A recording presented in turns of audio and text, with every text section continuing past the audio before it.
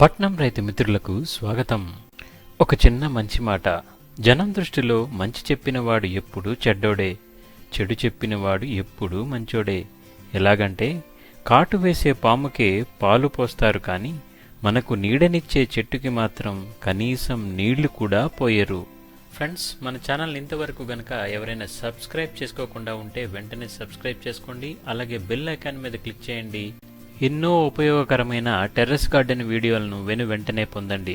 Comments తోటి, likes తోటి, shares తోటి మమ్మల్ని ఆదరిస్తున్న అందరికీ ధన్యవాదాలు. ఈరోజు ఈ వీడియోలో మనం బెండ గురించి కంప్లీట్గా తెలుసుకుందాం.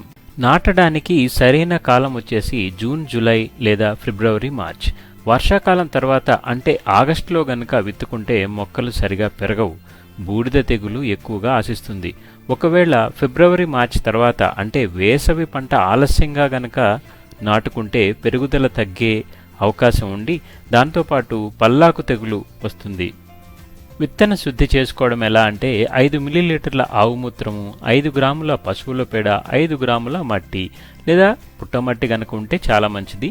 వీటితో పాటు బెండ విత్తనాలను కలిపి నీడలో 1 గంట పాటు ఆరపెట్టి తర్వాత విత్తుకోవాలి. ఇక ఈ బెండ మొక్కకి సన్లైట్ కనీసం 6 గంటలు ఉండాలి. అలాగే పాలినేషన్ గురించి ఇబ్బందే లేదు, సెల్ఫ్ పాలినేటెడ్ ప్లాంట్ అనమాట. అలాగే పాట్ సైజ్ వచ్చేసి 12 ఇంచెస్ డీప్, 12 ఇంచెస్ డయామీటర్ అంటే 12x12 అలా ఉంటే చాలా మంచిది. ఒకవేళ తక్కువ ఉన్నా పర్వాలేదు, కాకపోతే దిగుబడి తక్కువ వచ్చే అవకాశం ఉంది. పాటింగ్ మిక్స్ విషయానికి వస్తే సాయిల్ 40% తీసుకొని వెర్మీ కంపోస్ట్ ప్లస్ కౌడంగు కలిపి కానీ 30% తీసుకోవచ్చు. లేదా కిచెన్ కంపోస్ట్ ఉంటే చాలా మంచిది, కిచెన్ కంపోస్ట్ 30% తీసుకొని కోకోపీట్ మరియు శాండ్ రెండింటిని కలిపి ఒక 20% తీసుకొని నీమ్ కేక్ పౌడర్ను మాత్రం ఒక 10% కంపల్సరీ తీసుకోవాలి.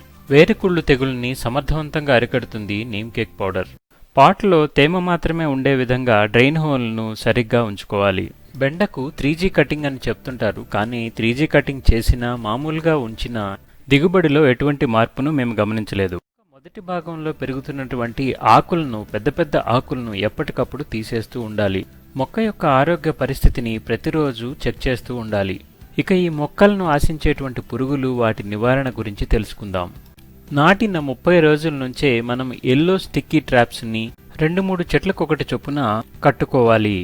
ఇక ఓ 4 పచ్చిమిర్చి, 6-7 వెల్లుల్లి రెబ్బలను నూరి ఒక 500 ml నీటిలో కలిపి మరిగిన తర్వాత చల్లార్చి 1 లీటర్ నీటికి 10 ml కలిపి పిచికారీ చేసిన లేదా వేప కషాయంని పిచికారీ చేసిన కాయతొలిచే పురుగును, పల్లాకు తెగులు వైరస్ను కూడా నివారించవచ్చు. ఇక పొగాకు కషాయం పిచికారీ చేయడం వల్ల ఎర్రనల్లి, దీపపు పురుగు మరియు తెల్లదోమని నివారించవచ్చు. ఏ ద్రావణం పిచికారీ చేస్తున్నా దానితో పాటు 1 స్పూను కుంకుడు రసం కలపాలి. వారానికి 1 ద్రావణం చొప్పున ప్రతి వారం ఇస్తూ ఉంటే ఎటువంటి తెగుళ్ళు, వైరస్లు దరిచేరవు. ఆర్గానిక్ ద్రావణాలు గనక డోస్ గురించి ఆలోచించొద్దు. మనం మొక్కకు పిచికారీ చేసేటువంటి ఈ ద్రావణాలు కొంచెం ఎక్కువ తక్కువైనా ఏ ప్రాబ్లం ఉండదన్నమాట. ఆకు యొక్క వెనక భాగాన మనము గుడ్లను గమనించవచ్చు, కనుక పిచికారీ చేసే సమయంలో వెనక భాగాన్ని కంపల్సరీ చేయాలి. ఇక తెగుళ్ల నివారణకు ఏ విధమైన జాగ్రత్తలు తీసుకోవాలో తెలుసుకుందాం. పులిసిన మజ్జిగ 1 లీటర్ నీటికి 6 ml లేదా 10 ml తీసుకొని పిచికారీ చేయవచ్చు. అలాగే పశువుల పేడ, పశువుల మూత్రం ప్లస్ ఇంగువ ఈ మూడింటిని కలిపి ఒక 10 ml 1 లీటర్ నీటికి తీసుకొని పిచికారీ చేసిన, లేదా తులసి ఆకు కషాయాన్ని 1 లీటర్ నీటికి 50 గ్రాముల తులసి ఆకులు వేసి బాగా కాగబెట్టి మరగబెట్టిన తర్వాత తీసి దాన్ని గనక ఒక 10 ml 1 లీటర్ నీటికి కలుపుకొని మనము మొత్తం కూడా పిచికారీ చేసినట్లయితే బూడిద తెగుల్ని సమర్థవంతంగా నివారించవచ్చు. అలాగే విత్తన శుద్ధి చేయడం ద్వారా ఎండు తెగులు రాకుండా నివారించవచ్చు. పచ్చి పాలను, ఆవు పాలైతే ఇంకా మంచిది, వాటిని ఒక 6 ml కానీ ఒక 10 ml కానీ 1 లీటర్ నీటికి కలిపి పిచికారీ చేస్తే వైరస్ వల్ల వచ్చేటువంటి వ్యాధుల నుంచి సమర్థవంతంగా మొక్కను మనం రక్షించగలుగుతాం. ఒక 3-4 ఉండేటువంటి కుటుంబానికి ఒక 10-12 మొక్కలైతే చాలా మంచిగా సరిపోతుంది. ఈ వీడియో కనుక మీకు నచ్చినట్లయితే లైక్ చేయండి, షేర్ చేయండి. మీ సలహాలు, సూచనల్ని డిస్క్రిప్షన్ బాక్స్లో తెలియజేయండి. కీప్ వాచింగ్ మీ పట్నం రైతు. Happy gardening.